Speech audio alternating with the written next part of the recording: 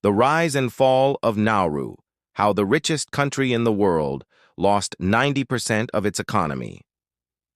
Nauru, a tiny 21-kilometer island in the Pacific, was once the richest country in the world, not just in GDP per capita, but in absolute wealth.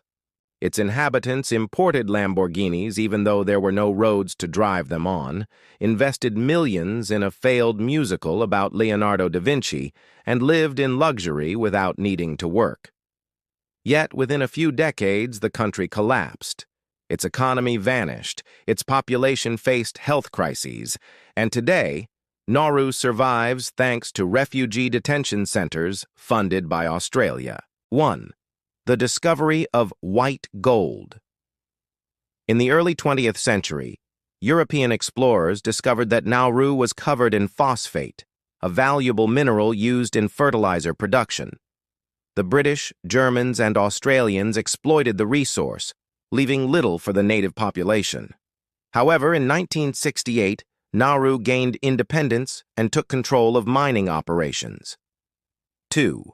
The peak of wealth. By the 1970s, the country had the highest GDP per capita in the world. The government provided free healthcare, education, and housing, while citizens spent fortunes on luxury cars and travel. But uncontrolled phosphate extraction destroyed 80% of the island, turning it into an uninhabitable lunar wasteland. 3. The health crisis. With wealth came the abandonment of traditional lifestyles. The population replaced fresh food with imported processed goods, leading to an obesity and diabetes epidemic. By the 2000s, Nauru had the highest obesity rate in the world, with life expectancy dropping to just 60 years. 4. Economic collapse.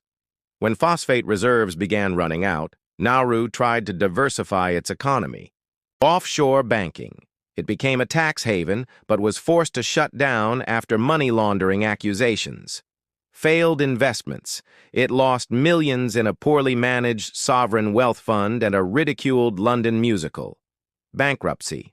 By 2001, the country was broke, with 90% unemployment. 5. Dependence on Australia. With no other options, Nauru agreed to host refugee detention centers for Australia in exchange for financial aid.